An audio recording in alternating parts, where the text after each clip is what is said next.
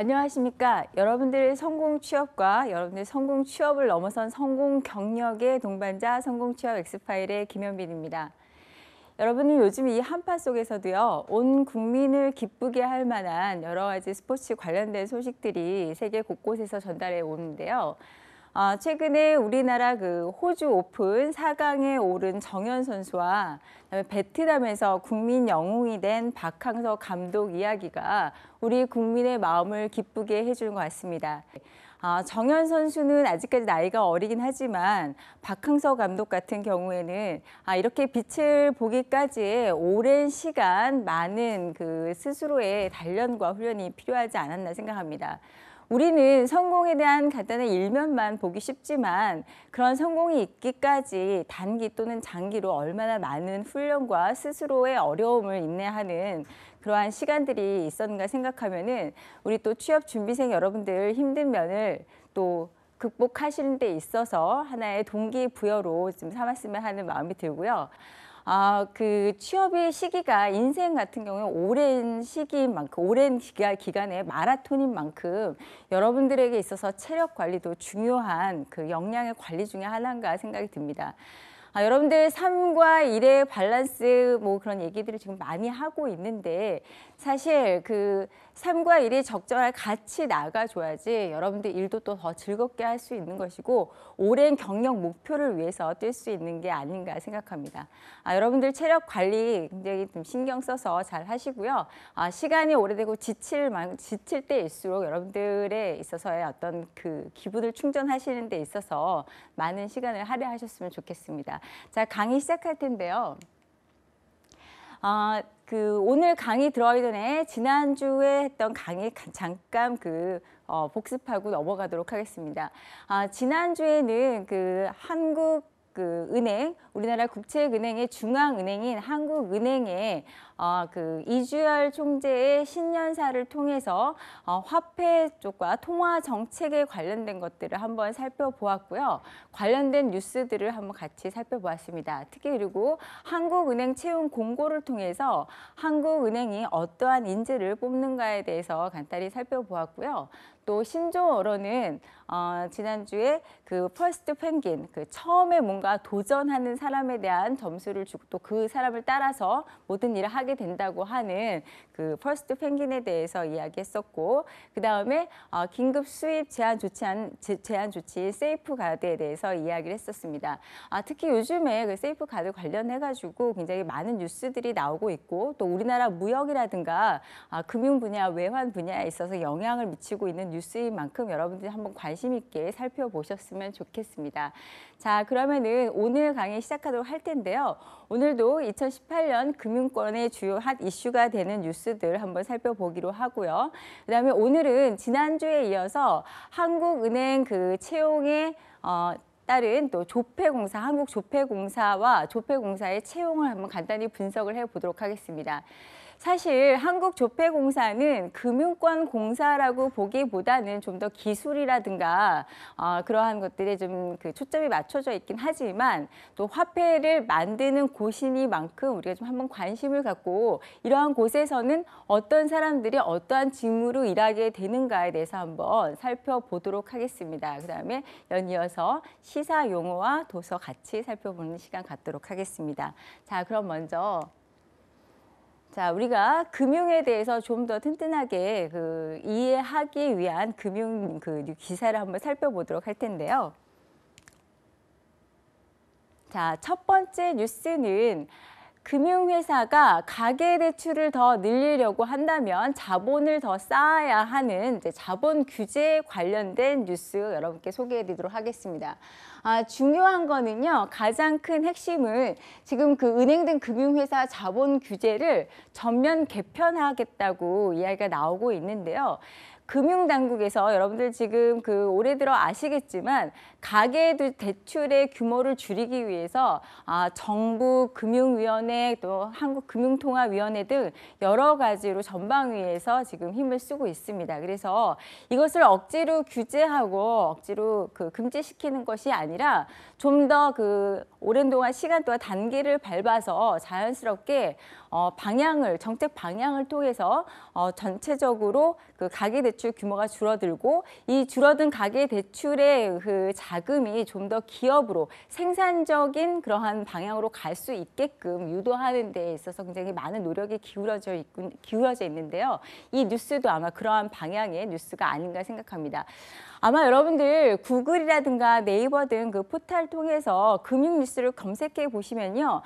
저희가 새해 처음에 금융위원회라든가 금융통화위원회에서 그 신년사를 통해서 밝혔던 정책 방향과 상당히 많이 일치하는 그 뉴스와 규제에 관련된 것들이 나와 있다는 것을 여러분들 느끼실 수 있을 거라고 보여지는데요. 자, 여기서 보시면은 자, 금융당국이 가계와 부동산에 쏠린 자금 흐름을 바꾸기 위해서 금융권 자본 규제를 전면 개편한다는 그런 내용입니다. 그래서 가계대출이나 부동산 대출에 자금을 빌려줄 때는 금융기관들이 좀 더 자본을 쌓도록 해서 대출의 부담을 늘리는 방식이라고 하는데 이게 뭐냐면은 이제 여러분들 그 금융권에 특히 은행 같은 경우에는요. 그 은행의 대출이라든가 어떤 이제 그 대출이라든가 금융상품을 해서 이용을 할 때 그게 리스크와 위험 부담이 있다고 그만큼의 자본을 더 쌓도록 만들게 됩니다. 그래서 대출이 많을수록 그만큼의 또 위험의 부담에 자본을 더 쌓도록 해야 되는데요. 가계대출이라든가 부동산 대출이라든가 현재 위험보다 더 많은 위험을 안고 있다고 평가 기준을 높임으로 해서 은행들이 자기 자본을 더 의무적으로 쌓도록 하는 그러한 규제입니다.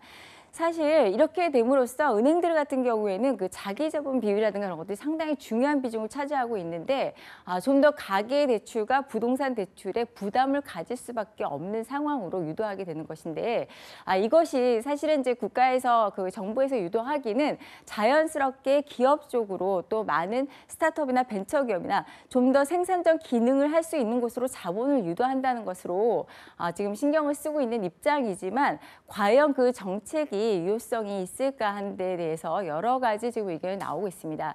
왜냐하면 지금 부동산이라든가 가계대출로 몰리고 있는 것들이 단순히 지금 규제 때문이 아니라 지금 다른 금융상품이나 그런 것들을 이용하는 것보다는 부동산을 통해서 올리는 수익이 여러 가지로 효과적이라는 판단 하에서 자연스럽게 자금이 그쪽으로 몰리게 되는 것이기 때문에 지금 부동산 규제라든가 여러 가지 걸 통해서 가계대출 같은 것을 굉장히 억제시키고 있지만 이것이 바로 기업 자금으로 돌아갈 수 있을지에 대해서는 조금 여러 가지로 살펴보아야 한다는 여러 가지 그 전문가들의 의견이 나오고 있습니다.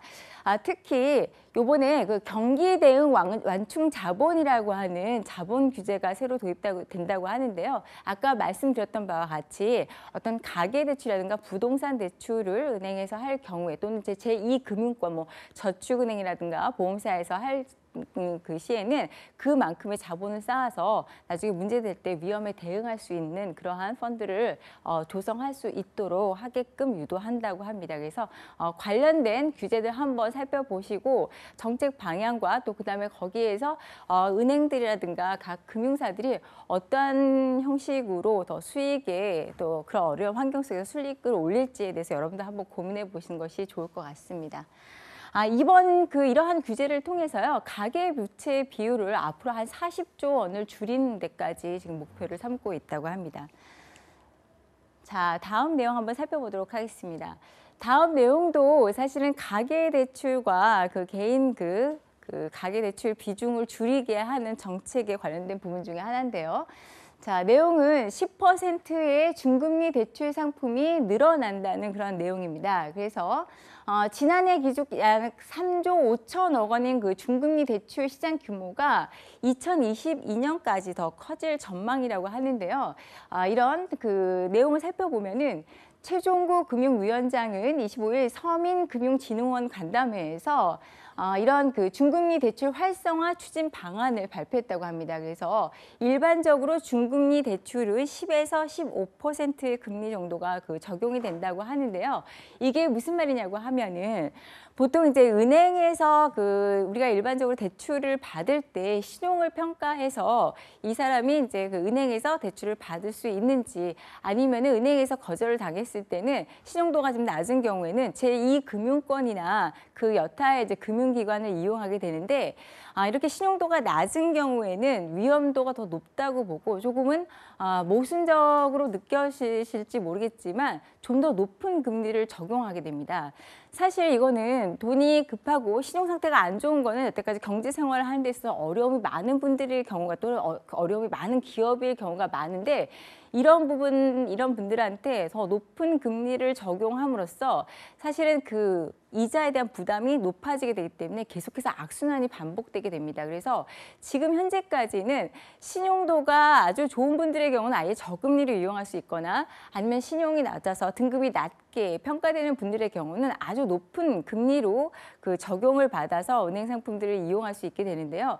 사실 이 중간에 있는 중간 신용자들, 이제 여기서 평가하기는 한 4등급에서 7등급 정도 사이의 분들을 얘기하는데, 이 분들에게는 사실 적절하게 적용하지 못하고 똑같이 저신용자하고 똑같은 금리를 적용해서 사실 금융상품을 이용하는 데 있어서도 어려움이 있고, 그런 것들이 똑같이 반복되는 그러한, 오히려 더 현재의 신용도보다 더 나빠지게 되는 그런 악순환으로 연결되고 있다고 합니다. 그래서 이러한 중금리 대출 시장을 높임으로 해서 아까 이제 한쪽에서는 규제를 하고 있지만 한쪽에서 약간 구제 방안이라고도 생각할 수 있는데요. 가계대출이 늘어나고 있는 데 있어서 여러 가지 규제를 하고 있지만, 실질적인 금융 이용자와 또 앞으로 좀 더 그러한 것들을 이용해서 신용 상태가 좋아질 수 있는 사람들에게는 정부에서 좀 더 실질적으로 지원할 수 있는 방향으로 가는 정책으로 양쪽을 이끌고 나가겠다라는 그런 방향으로 보여집니다. 그래서 여러분들 이걸 한번 기사를 보시고요. 지금 정부에서 하는 방향과 또 이것을 금융기관에서 어떻게 이용할지에 대한 방향을 함께 살펴보셨으면 좋겠는데요. 여기서 내용을 한번 살펴보면은 민간 금융회사들도 종전보다는 좀 더 적극적으로 중금리 대출 시장에 뛰어들게 된다고 합니다. 그래서 KB, 그다음에 신한, 하나, 농협, 우리 그 5대 은행 그룹과 더불어서요. K뱅크라든가 카카오뱅크, 인터넷뱅크, 또 그다음에 그 이외에 제2금융권들도 이 중금리 그 대출 상품에 적극적으로 나서게 돼서 오히려 기존에 그 중간 정도의 신용을 보유하고 있던 분들이 높은 금리의 이자 부담을 졌던 것을 좀 더 저금리를 이용할 수 있는, 중금리대로 이용할 수 있는 그러한 그 도움을, 혜택을 받을 수 있게 된다고 합니다. 그래서 이러한 그 중금리 대출 시장이 확대되면요, 자연스럽게 연간 70만 명이 그러니까 3,400억 정도의 이자 부담이 줄어든다고 하니까 사실 이건 굉장히 좋은, 기쁜 뉴스라고 할 수 있고요.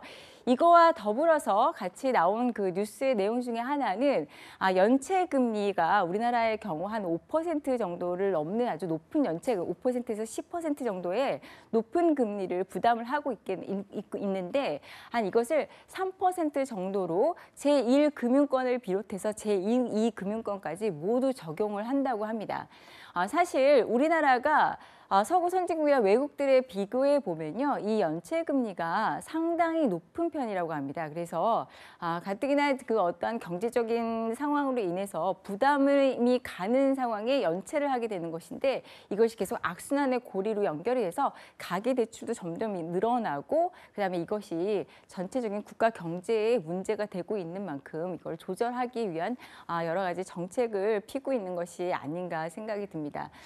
게다가요, 이 연체 금리 관련해서는 지금 아시겠지만 어떤 질병이라든가 사고로 인해서 어떤 주택을 보유하고 있고 계속해서 꾸준히 금리를 이제 그 원리금을 갚아 왔었는데, 어떤 이제 불의의 사고 같은 걸로 피치 못할 사정으로 대출을 갚지 못할 경우에는 현재 살고 있는 생활의 수준이 떨어질 수밖에 없고, 심지어는 대출을 갚지 못해서 집에서 쫓겨나게 되는 경우도 있는데, 그러한 불행한 사태가 일어나지 않도록 어떤 그 원리금, 어떤 상황이 이제 사고를 당하게 되는 되는 경우에는 원리금 그 상환을 유예할 수 있는 여러 가지 안전망을 함께 지금 그 고안을 하고 있다고 합니다. 이건 굉장히 국민 경제에 있어서 안정을 도모하는 기쁜 소식인 것 같은데요. 한번 내용 살펴보시기 바랍니다. 자, 다음 내용 살펴보도록 하겠습니다. 자, 다음 뉴스는요. 해외 이제 국제 금융에 관련된 뉴스인데요. 프랑스가 그 다보스 그 세계 경제 포럼에서 브렉시트 이후 금융 중심을 파리로 치열한 지금 홍보전을 벌이고 있다는 그러한 내용입니다.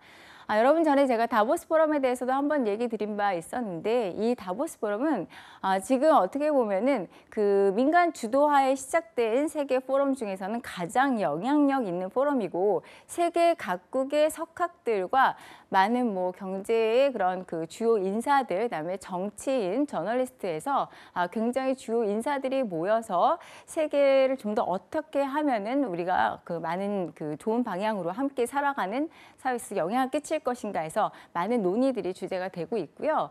여러분들 그 신문이라든가 아니면 이제 경제 보고서 같은 거 보시면은 WEF라고 나온 내용들이 있습니다. 이것이 다보스 포럼에서 나온 내용들이 많이 인용되는 것들을 보실 수 있는데요.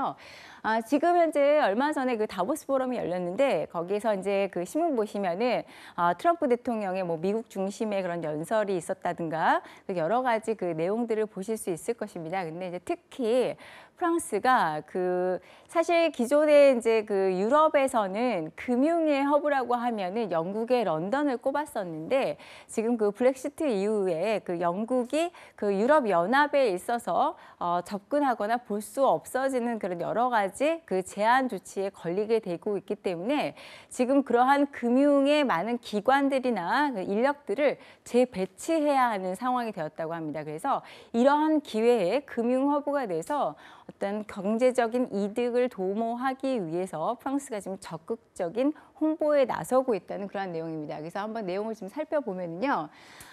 지금 다보스 포럼에서 다보스 포럼 그 참석 중인 그 브루노 르메르 프랑스 경제장관이 프랑스의 강력한 친기업 성향의 개혁 조치들을 들면서 런던이 누려온 유럽의 금융지위의 지위를 브렉시트 이후에 파리가 가져가겠다고 그러한 것들을 공언했다고 하는 내용이 나와 있고요.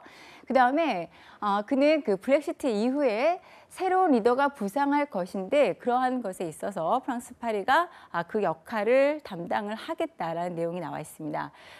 이에 맞게 걸맞게 지금 프랑스에서는 금융 전문 인력들이 프랑스로 좀 더 쉽게 와서 그 활동을 할 수 있게끔 하기 위해서 고액 연봉자들에 대한 강력한 세금 부과율이라든가 아니면은 또 이제 프랑스로 이주해 오는 데 있어서 자녀들도 같이 이주해 오는데 프랑스어를 못하면은 학교 교육에 있어서 어려움을 겪게 되기 때문에 국제학교 새로 설립을 한다든가 하는 많은 조치들을 통해서 금융의 허브를 만들기 위해서 굉장히 전방위로 열심히 뛰고 있다는 그러한 내용들이 나와 있습니다.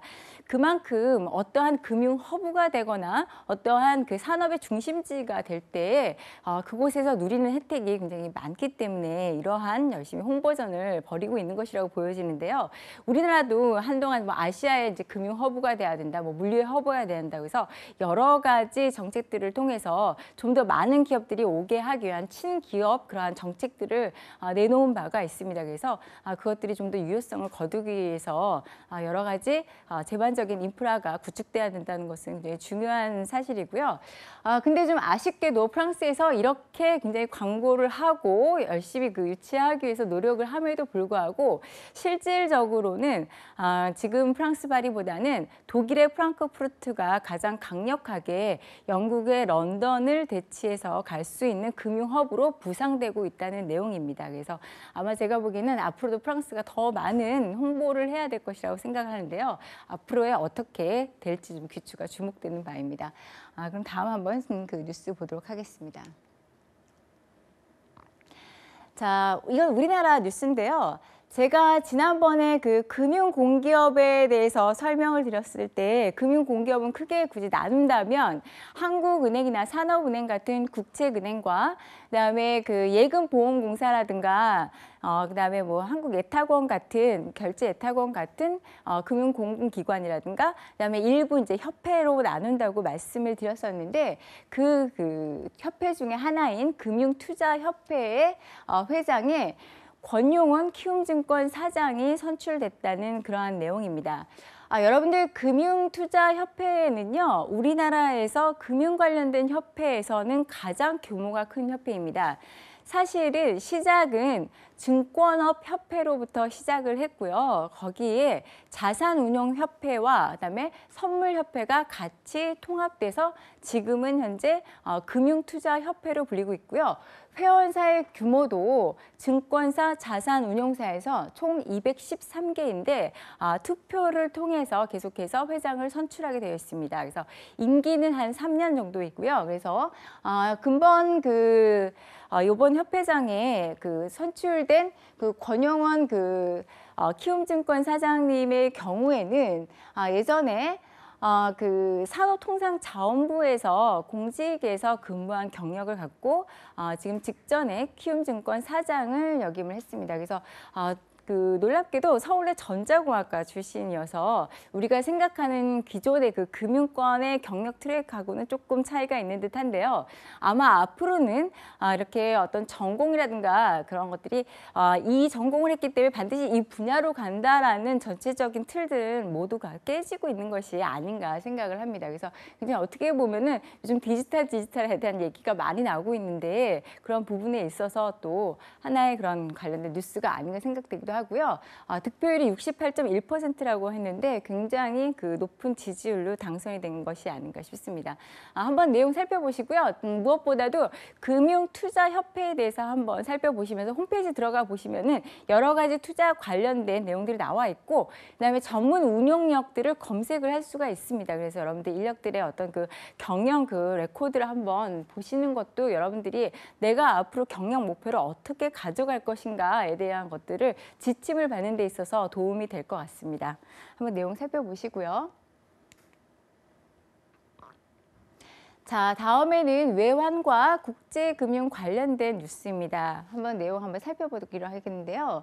자, 달러 가치 급락에 국제금융시장이 출렁하고 있다는 내용인데요. 내용 자세히 한번 보도록 하겠습니다. 자, 미국의 달러화 가치가 3년 만에 최저치로 떨어져서 원자재 가격이 급등하는 등 국제금융시장이 출렁거렸다고 합니다. 그래서 25일 서울 외환시장에서 원달러 환율은 달러당 1,060원이 무너지면서 3년 2개월 만에 최저치를 기록했는데요. 여러분들이 보통 달러의 가치가 오르면 우리로서는 좀 더 안 좋은 상황이고 달러 가치가 내리면은 우리로서는 좋은 상황이 아닌가라고 단순하게 생각하는 경우가 있는데요. 사실 그런 부분에 있어서 달러와 가치가 오르고 내리는 경우에는 여러 가지 상황이 맞물려 있기 때문에 지금 어느 정도 안정적으로 운영되는 게 사실은 가장 좋기는 합니다. 그래서 이게 급등하고 급락하면 그만큼 외환시장이 출렁거리면서 오는 경제적인 안정에 여러 가지 충격을 주게 되는데 이렇게 되면은 여러 가지 통화 정책이라든가 또 금융 정책이라든가 맞물려서 긴급 조치들이 나오기도 하고 많은 대책을 세우기도 됩니다. 자, 내용을 보면은요.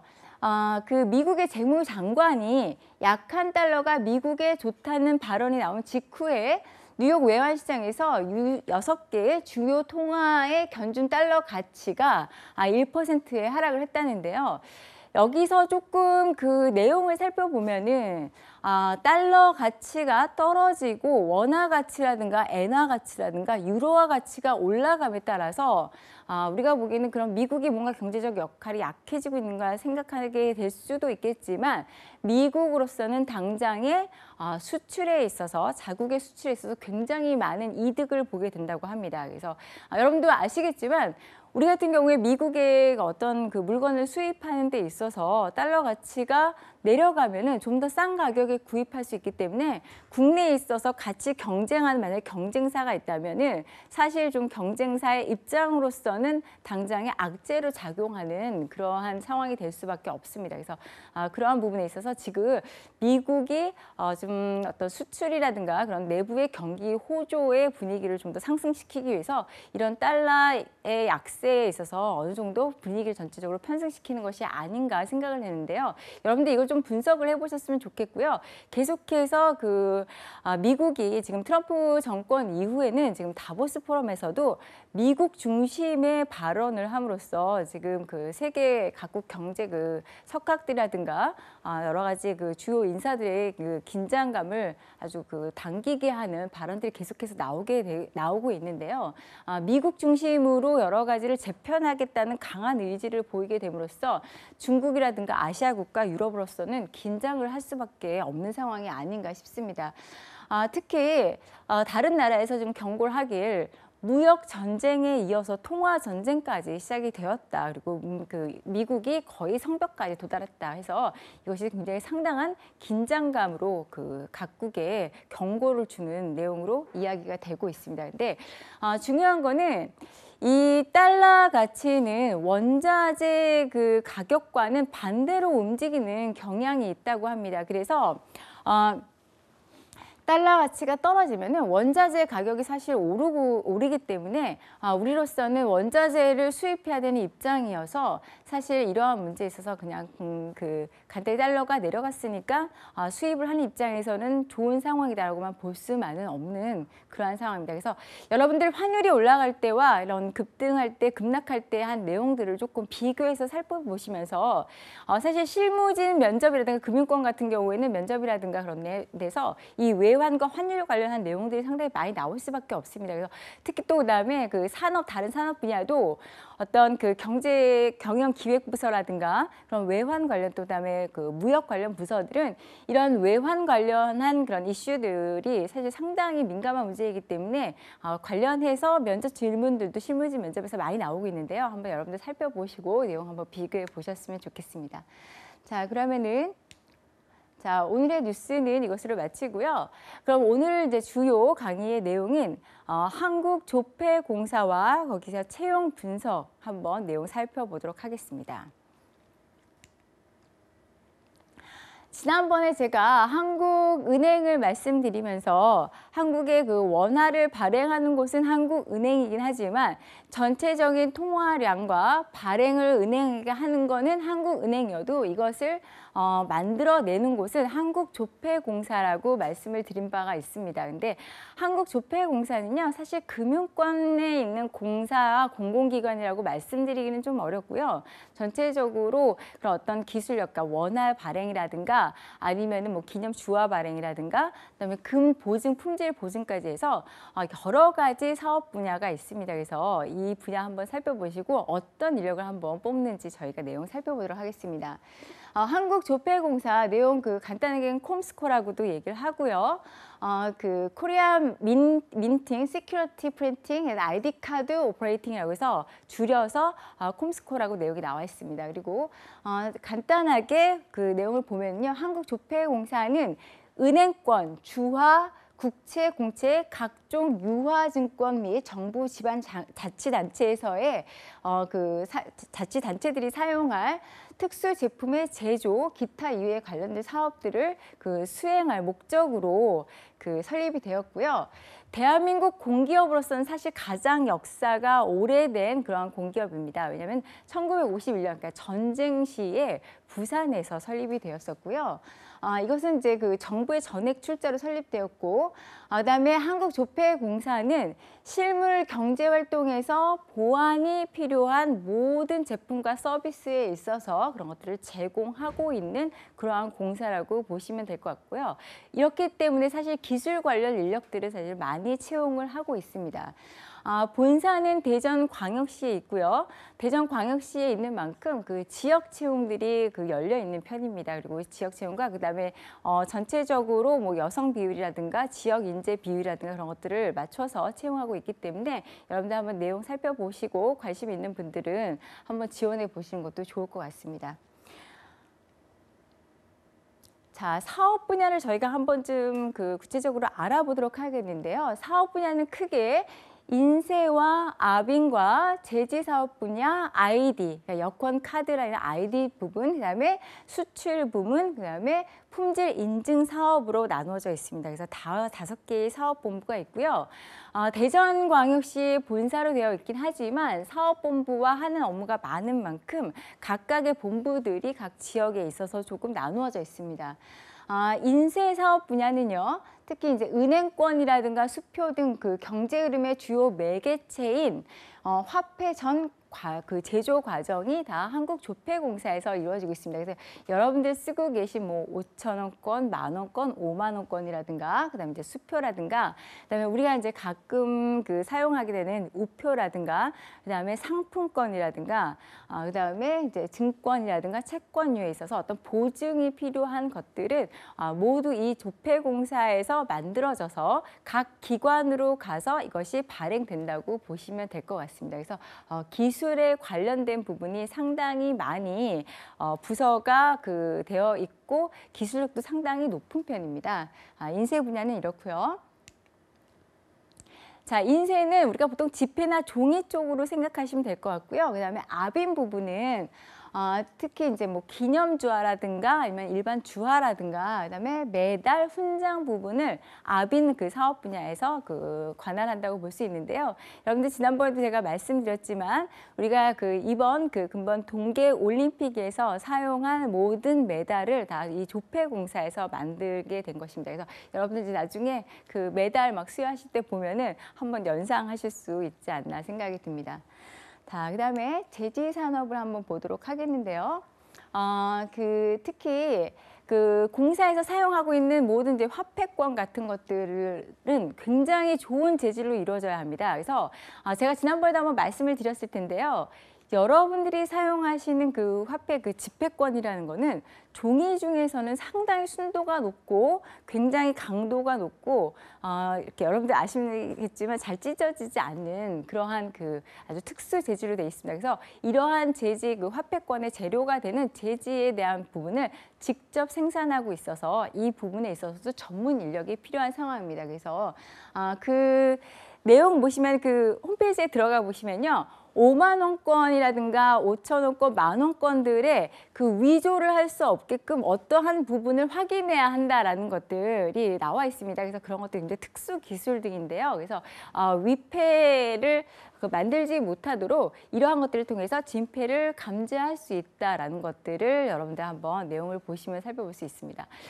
제가 이건 사실 개인적인 경험인데요. 예전에 학생 시절에 카페에서 거스름돈을 제가 10,000원을 주고 계산을 하고 9,000원을 돌려받았던 적이 있었는데 그 1,000원짜리 중에서 하나가 약간 형광불빛이었는데 그 1,000원짜리 한 장만이 이상한 빛을 발하는 것을 제가 본 적이 있었습니다. 근데 그게 위패였던 걸로 그때 판명이 났었는데요. 그 불빛 하나에서만도 이렇게 딱 차이가 나는 걸 보고 제가 놀랐던 기억이 있었는데, 그래서 특히 화폐라는 것이 어떤 공인돼 있고 그래서 위패가 만들어질 때 경제에 혼란이 올 수 있기 때문에 이러한 기술력이 상당히 굉장히 중요한 것이고요. 특히 우리나라 이런 화폐의 기술이라든가 제지 기술이라든가 압인 기술 같은 것이 상당히 발전돼 있기 때문에 이러한 지폐권 같은 것들을 직접 만들어서 해외에 수출하기도 합니다. 그래서 수출 부문에 있어서도 관련된 인력을 뽑기 때문에요. 그거는 한번 내용 다시 한번 보시도록 하고요. 그다음에 이제 ID 같은 경우는 여권이라든가 카드인데 여러분들 특히 요즘 보안 관련해서 세계 곳곳에서 테러라든가 그런 문제들이 많이 일어나고 있는데요. 특히 그 여권 위조가 상당히 많은 문제가 되고 있습니다. 그래서 이 여권에 있어서는 위조하지 못하도록 감지하는 여러 가지 기술들이 많이 나오고 있는데 그러한 부분에서 우리나라가 굉장히 앞선 기술에서 이 여권 관련도 여권을 재료가 되는 재질이라든가 그런 것들 위패를 만들지 못하도록 하는 기술도 뛰어나고 또 이것을 감지하는 그러한 또 기기들도 만들어내기도 합니다. 그래서 한번 내용 보도록 하시고요. 다음은 이런 것들을 수출을 하고 있습니다. 그래서 수출하는 내용으로 그 기기로는요. 화폐 교환기라든가 그 지폐 개수기, 수표 액면 발행기라든가 진위 식별기도 만들어내고 있고 또 이것도 관련해서 함께 수출을 하고 있습니다. 특히 이 수출 같은 경우에는 그 이제 수출 품목의 다양성 확보를 통하고 수출 시장을 확대하고 전체적으로 수출 실적이라든가 수출 국가 같은 것을 아마 내용 들어가 보시면 확인할 수 있는데 우리가 한 30여 개국에 이것들을 수출을 하고 있습니다. 한번 내용 살펴보시길 바라고요. 더불어서 품질 인증 사업도 같이 하고 있습니다. 그래서 인증 사업은요, 여러분들 여기서 그때 제가 말씀드리기는 금괴도 같이 금괴 사업도 하고 있다고 말씀을 드렸는데요.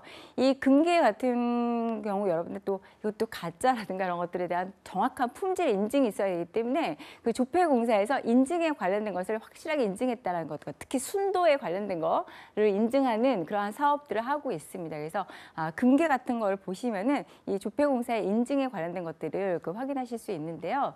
저는 아직까지 금괴까지는 보질 못해서 이것을 내용을 확인해 보지는 못했습니다. 예, 한번 내용 보시기 바라고요. 자, 이제 조폐공사의 홈페이지에 가시면 여러 가지 광고가 나와 있는데요. 재미있는 게 조폐공사 같은 경우에는 그 온라인 쇼핑몰도 운영을 하고 있습니다. 그래서 한번 내용 확인해 보셨으면 좋겠고요. 그 다음에 이제 조폐공사 같은 경우는 지식재산권 보유의 수가 550건을 돌파했다고 합니다. 그래서 요즘 같은 시기에 특히 지적재산권이라든가 그런 것들이 굉장한 그 자산의 가치로서 높게 평가받고 있는데요. 이러한 부분에 있어서도 상당히 많은 역할을 하고 있는 것을 광고를 통해서 보실 수 있습니다. 또 재미있는 것은 조폐공사에서 그 진로 교육을 한다고 합니다. 그래서 위패 감별이라든가 그런 어떤 식별을 체험할 수 있는 다양한 프로그램이 있다고 있는데 제가 지난번에도 말씀드렸지만 한국은행도 들어가 보시면은 이런 경제 교육이라든가 관련된 교육들이 많이 나와 있습니다. 그래서 뭐 이제 그런 진로 교육을 하고 있는 중학생이나 고등학생 같은 경우도 중요하지만 여러분들이 조폐공사라든가 한국은행이라든가 금융권에 좀 더 가고 싶다면 이러한 교육을 받아봄으로써 이렇게 방향성 있게 준비해 왔다라는 것을 단순한 스펙이 아닌 경험을 통한 그런 내용적인 면을 좀 쌓아가시면은 훨씬 더 도움이 되고 유익하지 않을까 생각합니다. 여러분 예전에 우리나라에 거의 인간 문화재처럼 굉장히 유명해지신 분이 있는데 이 달러의 미국 화폐인 달러의 위패를 감별해서 아주 굉장히 유명해지신 분이 계셨었습니다. 그래서 구 KB은행, 그러니까 외환은행이었죠. 지금 이제 KB 하나은행으로 합병이 됐는데 그 외환은행이 우리나라 이제 외환 분야에 있어서 굉장히 전문성과 많은 해외 지점을 보유했었는데 우리나라에 달러가 들어왔었는데 이것을 위패라고 그분이 이제 감별을 했었는데 미국에 가서 그것을 이제 확인해 보니까 미국에서는 아니고 이게 진짜다라고 했었다가 나중에 정말 정밀 확인해 보니까 이게 진짜 달러 위패였습니다. 그래서 그분의 전문성을 인정을 해주게 되었었는데요. 그분은 놀랍게도 은행으로 공채를 통해서 들어온 분이 아니었고 원래 처음에 돈을 이렇게 날르고 다루시던 청경 청경으로 들어오신 분이었다고 합니다. 근데 돈을 많이 나르고 돈에 대한 것들 이제 많이 만지다 보니까 이 위패를 감별할 수 있는 전문성을 보유하게 되었다고 했는데요. 제가 보니까 이게 지식보다 경험이 지식을 앞서게 되는 아주 놀라운 사례가 아닌가 생각합니다. 사실 그렇게 하기 위해서는 누구나 다 돈을 만지고 누구나 다 돈을 실어 날랐을 텐데 이걸 얼마나 관심 있게 봤으면 그것을 위패를 감지해낼 수 있을까 하는 그런 전문성에 제가 놀라게 됐는데요. 여러분들 경력을 발전시키고 본인이 어떤 전문가로 가는 거는 역시 관심이 굉장히 중요하다는 생각이 됩니다. 그래서 여러분들 좋아하는 일, 관심 갖는 일을 통해서 좀 더 다른 사람과 차별화될 수 있는 경력을 쌓도록 노력하셨으면 좋겠습니다. 자, 내용 보시면 기관을 보시면요. 대전광역시에 본사가 위치해 있고요. 제지본부는 충남 부여 쪽에 위치해 있고, 그다음에 화폐본부는 경북 경산시에 위치해 있고요. ID본부도 이제 대전에 위치하고 있지만 장소는 좀 다릅니다. 그래서 또 기술연구원도 따로 위치되어 있고, 영업개발단이라고 있는데 영업을 하는 곳은 따로 그 서울의 위치, 마포구에 위치해 있습니다. 그래서 각각의 사업 분야에 있어서 활발한 각 분야마다 전문성을 갖고 사업이 돌아가고 있습니다. 조직 구성을 보면요. 제가 다른 것보다는 좀 독특하게 현재 미래의 여러 가지 이슈에 걸맞는 부서가 있어서 여러분들께 소개해 드리려고 조직도를 한번 갖고 왔는데요. 여기 보시면 아래 단에 미래 전략 실이 있는데 미래전략실에 미래전략팀과 함께 요즘에 많은 이슈가 되고 있는 블록체인 사업팀이 있습니다. 여러분들 요즘 한창 투자냐 투기냐에서 관심 갖고 계신 가상화폐에 기반이 되는 기술이기도 하고요. 특히 요즘에 은행이라든가 전 금융기관에서 이 블록체인의 기술을 이용해서 서류를 없애고 대신에 모든 거래를 좀 안전하게 확보하려는 노력을 하고 있는데요. 블록체인 사업팀이 신설된 것이 제가 좀 이색적이었고요. 그다음에 또 ID 사업단이라고 해서 ID 사업팀도 있고 시스템 사업팀과 더불어서 IoT 솔루션 사업팀이 있는 것을 보고 이런 공공기관들이 굉장히 지금 현재의 미래 트렌드에 발맞추어서 나가기 위한 노력을 하고 있구나 해서 조직도에서 벌써 달라진 것을 느낄 수 있었습니다. 여러분들이 관심을 갖고 계신 또 가고자 하는 그러한 기업들은요, 뭐 여러 가지 다트라든가 한기평이라든가 그런 것들을 통해서 사업 내용이라든가 현재 이익이 어떻게 나는가 또는 재무 구조를 살펴보시는 것도 중요하지만 조직도를 통해서 어떤 부분으로 전문적으로 지원을 하고 있는가를 보시는 것이 여러분들 입장에서는 굉장히 더 효과적인 그러한 기업 분석이 될 수 있습니다. 그래서 조직도는 여러분들 가능하면 한번 살펴보시고 경쟁사와 다른 또 산업 부문과 있어서 어떻게 다른지를 한번 좀 비교해 보시면서 어떤 부분을 좀 더 전략적으로 지원하고 있는 거에 대해서 한번 평가를 해보셨으면 좋겠습니다. 채용 안내를 보면은요, 뭐 여러분들 다 아시겠지만 인재상은 이제 뭐 어디나 나와 있는 거니까요. 섬길 줄 아는 인재, 그다음에 도전적인 글로벌 인재, 그다음에 창의적 인재가 나와 있고요. 여기서 이제 재밌는 거는 인재상 중에서 100-1은 0이다라는 의미가 있는데 이게 무엇이냐면은 99를 만족시켜도 1을 만족시키면은 고객의 만족도는 빵점이 될 수 있기 때문에 완벽을 기하는 그러한 그러니까 결점이 없는 무결점의 그러한 업무 추진 방향에 그런 걸맞는 인재상이라고 할 수 있고요. 지금 여기는 NCS 기반으로 채용을 하고 있습니다. 그래서 내용 뭐 공기업들 전체적으로 다 NCS 기반으로 채용을 하고 있는데 내용 한번 살펴보시고요. 거기에 맞게 저희 채용 공고 내용 한번 살펴보도록 하겠습니다.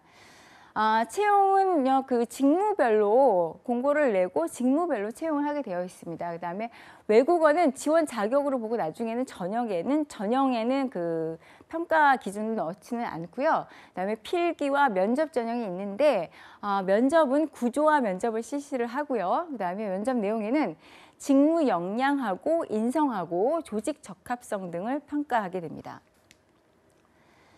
내용 들어가 보시면요. 내용들이 전형 다운로드 받으시면은 좀 더 상세하게 나와 있기 때문에 한번 관심 있는 분들이 보시면서 어떤 것들을 준비해야 될까 한번 보셨으면 좋겠고요. 나누어지기로는요. 일반 전형과 전문 전형과 고졸 전형으로 나누어집니다. 그래서 한번 내용 보셨으면 좋겠고요. 우대 조건이 있습니다. 우대 조건 좀 관심 있게 보셨으면 좋겠는데 취업보호 대상자들 또는 이제 장애인은 가장 높은 우대를 하고 있습니다. 그다음에 국민기초생활보장수급자하고 한국사를 봅니다. 그래서 한국사 능력 검정시험 소지자에 관해서는 한 만점의 1%에서 3% 정도의 가산점을 주고 있어서 점수폭이 큰 편은 아니지만 한국사 능력 검증시험을 보고 있고요. 그다음에 중요한 건 비수도권 지역 균형 인재 채용 목표제가 있습니다. 그래서 전체 그걸 봤는데 일정 할당량을 채우지 못하면은 더 채용을 하게 돼 있기 때문에 이 부분에 있어서 그 지역에 있어서 관심 갖고 있는 분들은 사실 좋은 기회가 될 수도 있기 때문에 이거 한번 좀 관심 있게 보셨으면 좋겠고요. 그다음에 양성평등 채용 목표제를 하고 있습니다. 그래서 여성 비율이 어느 일정 수준, 그러니까 30%를 꼭 넘게끔 나중에 감사의 문제가 될 수 있기 때문에요. 채용에 있어서 항상 고려하면서 하고 있습니다. 중요한 거는 어느 채용이나 학력이라든가 전공, 성별 및 연령에는 제한 조건이 없습니다. 참고하시기 바라고요. 자, 그러면은 오늘도 여러분들 지금까지 이제 조폐공사에 대해서 간단히 살펴봤고요. 금융 지식을 넓고 깊게 하는 그 시사 용어 한번 살펴보도록 하겠습니다. 제가 아까 그 신문에서 나온 내용 중에서 그 프랑스의 그 금융 허브를 만들기 위해서 다보스 포럼에서 굉장히 많은 홍보전을 펼치고 있다는 내용을 보여드렸는데요. 여러분들 그 세계 경제 포럼, 오늘 다보스 포럼 제가 제일 먼저 준비해 온 그 시사 용어입니다. 세계 경제 포럼, 월드 이코노믹 포럼이라고 해서 줄여서 WEF라고 나와 있는데요. 여러분들 요즘 우리나라에도 뭐 한국 현대경제연구소라든가 삼성경제연구소라든가 각 기업에 또는 국립이라든가 그 어떤 정책 연구기관 등에서 인용 문구에서 WEF라고 나온 곳이 있습니다. 그런 거 보시면은 세계 경제 포럼에서 인용이 됐구나 하고 아실 수 있고요. 내용을 한번 보도록 하겠습니다. 세계 경제 포럼은 저명한 기업인 경제학자, 저널리스트, 정치인 등이 모여서 세계 경제에 대해서 토론하고 연구하는 국제 민간 회의입니다. 그래서 정부 주도가 아닌 민간 주도로 되었다는 게 의미가 있고요. 독립적 비영리 재단 형태로 운영이 되고 있고요. 본부는 스위스주의 도시인 콜로니에 위치하고 있습니다. 세계 경제 올림픽으로 불릴 만큼 권위와 영향력이 있는 유엔 그 비정부 자문기구로 성장을 했고요. 세계 그 무역기구라든가 서방 선진 7개국 회담 등에 아주 굉장히 막강한 영향력을 행사하고 있기 때문에 올해 그 다보스 포럼에도 세계 각국의 그 리더들이 모여서 각국의 어떤 자국의 이익을 위해서 굉장히 열심히 홍보전을 벌이거나 연설을 했습니다. 매년 1월 스위스에 위치한 고급 휴양지인 다보스에 열린다고 해서 다보스 포럼이라고도 하고요. 창립자는 클라우스 슈바프 박사입니다. 여러분들 제가 그 디지털 금융과 제4차 산업혁명 계속 말씀드리면서 클라우스 슈바프 박사에 대해서 많은 말씀을 드렸었는데요. 여러분들 요즘 그 한창 이슈가 되고 있는 제4차 산업혁명에 관련한 그 처음 시작된 그 발언도 이 다보스 포럼에서 이야기가 시작되었습니다. 창립은 1971년에 시작되기 때문에 역사가 상당히 오래되었고요. 지금 현재의 리더도 클라우스 슈바프 박사라고 합니다. 여러분들 이 경제 포럼에서 굉장히 많은 이슈가 나오고 있고 그다음에 새 4차 산업혁명에 관련된 이슈가 나오고 있는데 세계 1년에 한 번밖에 안 하는 것은 사실 조금 너무 속도가 느리다라는 이야기가 있어서 여름에도 한 번 더 개최를 하고 정기적인 회의는 1월에 개최가 되고 있습니다. 그래서 다보스 포럼에서 내용 관련돼서 우리나라도 그 보고서들이 굉장히 많이 나오면서 그 2018년도 다보스 포럼에 나온 내용들이 어떠한 것이며 이런 것들이 지금 현재 어떠한 영향을 미칠지에 대한 보고서들이 나오고 있는데요. 여러분들 나중에 하반기도 그렇고 상반기 공채에서도 아마 이러한 관련된 분명히 정책이라든가 이런 것들이 영향을 미칠 가능성이 높기 때문에 내용들이 논술을 안 본다 하더라도 면접에 나올 가능성이 상당히 많이 나와 있습니다. 그래서 여러분들 시간 좀 있을 때 한번 그 내용을 살펴보시면서 세계 각국 경제가 어떻게 진행이 되고 있고 어떠한 문제들이 있는가에 대해서 여러분들 한번 살펴보셨으면 좋겠습니다. 자, 그럼 다음 용어 한번 살펴보도록 하겠습니다. 자, 하얀 코끼리라는 내용인데요. 좀 이게 뭔가라고 궁금해하실 텐데 한번 내용을 살펴보도록 하겠습니다. 비용만 많이 들고 쓸모없는 소유물을 뜻하는 것이고요. 그다음에 올림픽과 같은 대형 행사를 치르기 위해서 천문학적인 건설 비용이 지출되고 있는데 행사 이후에는 마땅한 활용 방안을 찾지 못해서 막대한 유지 비용만 들어가는 그러한 시설물들을 가르쳐서 하얀 코끼리라고 부른다고 합니다. 특별히 관리하기도 처분하기도 어려운 애물단지를 일컫는데요. 이 하얀 코끼리라는 그 말이 어디서 기원한 것인가 하면은 이 예전에 고대 그 동남아시아 지역에서는요, 하얀 코끼리를 굉장히 영물스럽고 소중한 그러한 그 동물로 여겼었는데, 왕들이 좀 약간 미움이 박힌 그러한 신하들이 있으면은 이 하얀 코끼리를 선물을 했다고 합니다. 그러면은 이 하얀 코끼리가 여러분들 생각하시다시피 그 뭔가 식량을 먹어치우는 양이 어마어마한데 이것을 죽일 수도 없고 계속해서 키우느라고 여러 가지 어려움을 겪게 된다고 합니다. 그래서 경제적으로도 힘들고, 그래서 나중에는 이 코끼리를 계속 키우기 위해서 어려움에 빠질 수 없는 그러한 상황에 이른다고 하는데요. 또 특별히 왕이 선물한 것이니만큼 갖다 버리지도 못하고 그러한 상황이 되기 때문에 이러한 상황을 일컬어서 하얀 코끼리라고 이른다고 합니다. 이 하얀 코끼리란 말이 왜 지금 자꾸 나오고 있는가 하면, 여러분들 아시다시피 이제 올림픽이라는 그러한 그 행사를 세계 각국에서 여러 가지 경제 효과를 누리기 위해서, 유치하기 위해서 노력을 하고 있는데요. 예전에는 이 올림픽을 한번 치르게 되면은 세계 각국에서 오는 사람들이라든가 아니면은 어떤 광고의 효과라든가 그다음에 또 여행객들이 늘기 때문에 경제적으로 굉장히 이득이 되는 효과가 있었는데, 여러분들 아시겠지만 그 몬트리올 올림픽 같은 캐나다에서 열렸던 올림픽의 그 최고의 적자 올림픽으로 아주 유명합니다. 그래서 그 이후에 국민 경제에 굉장히 부담이 되고 어려움을 겪게 되는 그러한 상황을 경험하게 된 이후로는 이 올림픽 이후에 그러한 경제적 어려움으로 연결되지 않게 하기 위해서 각국이 굉장히 많은 노력을 하는 것들을 볼 수 있습니다. 그래서 막대한 시설 투자 비용과 그 이후에 그런 것들을 이용하기 위한 여러 가지 그러한 아이디어들이 나오고 있는데요. 예전에 제가 기억하기로는 이제 우리나라가 1988년에 올림픽을 처음으로 치를 때 그 선수들이 그 숙소로 지낼 곳들을 이제 새로 건설해야 되는 상황인데, 이것이 선수 숙소를 그렇게 어마어마하게 지어놨다가 나중에 선수들이 가고 나면은 계속해서 경기를 어떤 것들을 유치해서 치를 수도 없는 일이고, 이런 것들을 고민을 하다가 이것을 아파트를 지어서 처음에 선수들이 묵게 하고 올림픽 기간 동안은 생활하게 한 이후에 나중에 올림픽이 끝난 이후에는 모두 민간인에게 분양을 하게 되었습니다. 그래서 여러분들 아마 잠실 쪽에 가시면은 선수촌 아파트라고 아마 보실 수 있을 텐데요. 그게 그때 88 올림픽 때 이제 선수들의 숙소로 지어졌다가 나중에 민간에게 분양했던 그러한 형식으로 시설물을 이용한 사례입니다. 그래서 특히 우리나라 이번에 동계 올림픽, 평창 올림픽에 그런 것들을 치르기 위해서 많은 비용들이 지출됐는데, 이것도 이제 지금 IOC에서 한국도 이 동계 올림픽 이후에 하얀 코끼리가 남게 되지 않도록 노력해야 된다는 그러한 경고를 했다고 합니다. 저 이번 올림픽에 특별히 많은 부분 좀 경제적인 것들을 실질적으로 신경을 써서 이것이 국민들에게 경제적 부담으로 가는 것이 아니라 많은 마케팅 효과와 광고 효과 또는 또 여행으로 연결돼서 자국에서 벌 수 있는 좋은 경제 효과로서 연결되기를 바라고요.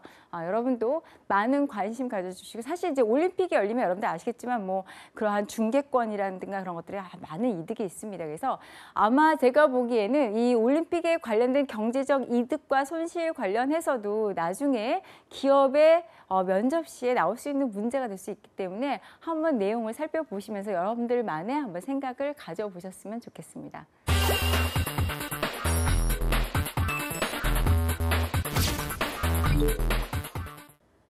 자, 여러분들 오늘 제가 여러분들의 금융의 이해를 돕기 위해서 소개해 드릴 책은 제목이 숲에서 자본주의를 껴안다라는 제목입니다. 이 저자는요, 모타니 고스케라고 하는 일본의 지금 저성장 전문가이고요. 지금 NHK 히로시마 취재팀에서 같이 공동으로 제작한 그런 책입니다. 이 책은 놀랍게도 지금 일본에서는 굉장히 인기 있는 베스트셀러 책이기도 하고 동경대 학생들이 가장 많이 읽은 책이라고 하는데요. 사실 이 부분에 있어서 제가 왜 이 책을 그렇게 많이 읽었을까 궁금한 면이 있었는데, 이게 숲에서 자본주의를 껴안다라는 말이 사실 좀 숲으로 돌아가라, 자연으로 돌아가라 라는 내용이 아닐까 해서 궁금해서 저는 읽게 되었었는데 여기에 놀라운 경제에 대한 통찰력이 있고 현재 경제에 대한 많은 부분을 비판하면서 미래를 제시하는 데 있어서 굉장히 놀라운 그러한 그 작가의 생각이 담겨 있어서 여러분들에게 소개해 드리고자 이 책을 갖고 나왔습니다. 이 작가는요, 저성장 전문가라고 하는데요. 저에게는 좀 다소 낯설은 그러한 이름이 아닌가 싶습니다. 그래서 이 내용을 보시면 여기에 산촌 자본주의라는 내용이 나와 있는데요. 이 작가는 지금 그 일본의 저성장과 그런 어떠한 그 지금 실업 문제라든가 그랬던 문제들을 미국의 그 총리가 하는 형식으로 인플레이션을 계속해서 인위적으로 만들어서 해결하는 것은 어느 정도 한계가 있고 극복하지 못할 것이다 라는 경고를 담고 있습니다. 지금 현재 일본이 저성장을 어느 정도 벗어나서 굉장히 지금 고용 절벽이다 해서 우리나라에서도 많이 채용해 가고 있고 경제가 지금 어느 정도는 그 호황기로 접어섰다고 하지만 일본이 굉장히 오랫동안 저성장에 대한 어려움을 겪었습니다. 그래서 그 부분에 대한 많은 분석이 나오고 어떻게 할 것인가에 대한 내용이 나와 있는데요. 이 내용을 보면은 자본주의의 논리와 환경에 대한 문제가 사실은 같이 갈 수만은 없는 여러 가지의 어려움과 모순점이 있어서 어떻게 같이 해결해 갈 수 있는가에 대한 내용이 아주 잘 제시가 되어 있습니다. 그래서 여기서 대표적으로 예를 든 그 나라로서 유럽에 있는 오스트리아, 그러니까 오스트레일리아의 호주가 아니라 오스트리아 국가에 대한 그 예를 들고 있는데요. 특히 오스트리아라는 국가는 헌법에 탈원전을 함께 명시해 놨다고 합니다. 그래서 재생에너지에 대한 부분과 그다음에 환경 문제, 그다음에 그와 더불어서 환경 문제를 해결함과 동시에 자본주의가 잘 맞물려 갈 수 있도록 여러 가지 정책을 시도하고 있는 모범적인 사례로 꼽히고 있는데요. 이 책에서도 일본 또한 그렇게 해줄 것을 이야기를 하고 있습니다. 근데 내용을 보면은 어떤 일부 분들은 그러면은 자연으로 돌아가고 농촌으로 돌아가는 것이 아니냐라고 생각하실 수 있지만 사실 도시에서도 얼마든지 그러한 것들을 이룰 수 있다는 것이 나와 있고요.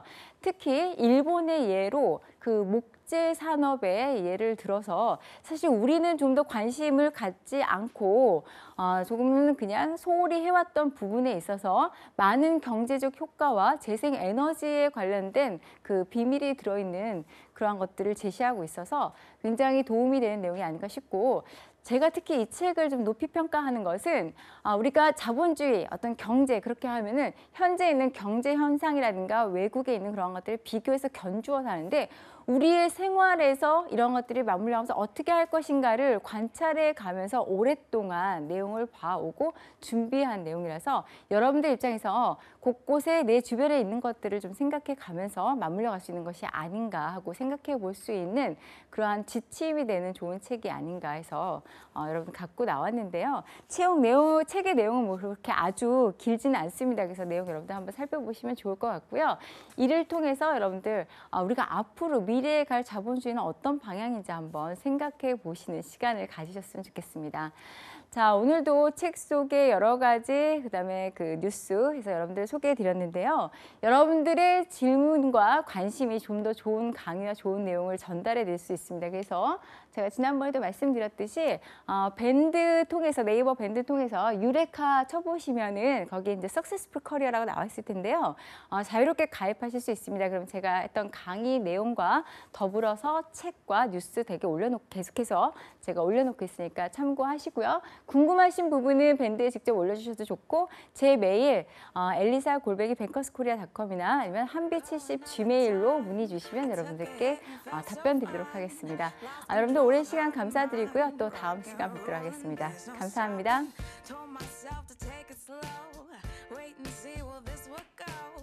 Check me now, what do you know?